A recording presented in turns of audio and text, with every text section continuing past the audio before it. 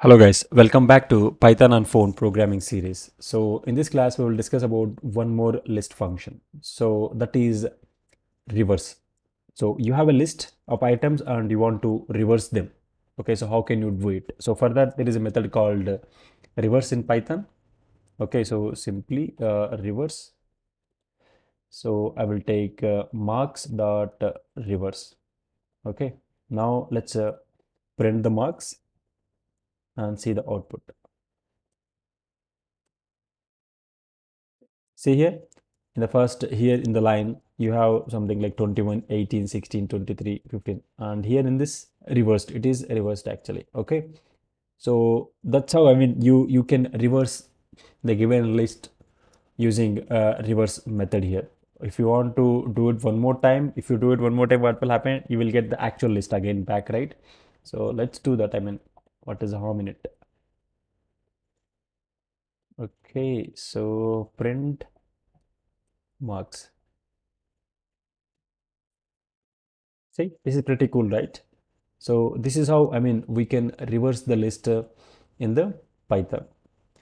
And let's discuss about one more method in Python list, that is sorting. So you have list of elements or words and you want to sort them in a particular order. Maybe it can be ascending order or a descending order. So for that, there is a method called sort. Okay. So let's sorting, I will just mention that here, so that will be better. And for that, what we have to do is we just need to do marks, 1 second, marks dot sort. Okay, so let me print this here. Now let's run this program. See here, so in the last output line, all the elements are sorted, right? So if you see here, you come 14, 15, 16, 18, 21, 23, right? So this is the ascending order. And if you want in the descending order, that means the highest value at the beginning and the lowest value at the end.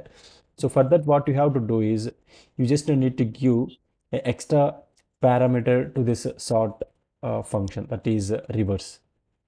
Reverse is equal to true. So if you give that and then run it, see here, you will get the descending order. Okay, so that's how, I mean, you can sort the elements in the list.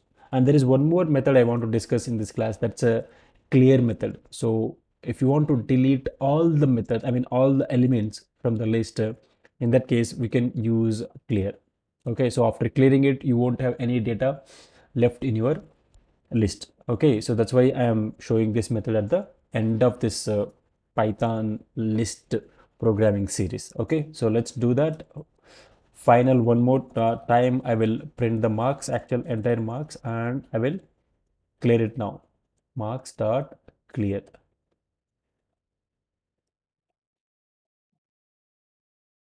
And now if you run it, gone. See here at the bottom, you have all the elements got deleted. So that's out about these list methods, guys. And if you have any doubts, please mention in the comment section below and try to practice as much as possible.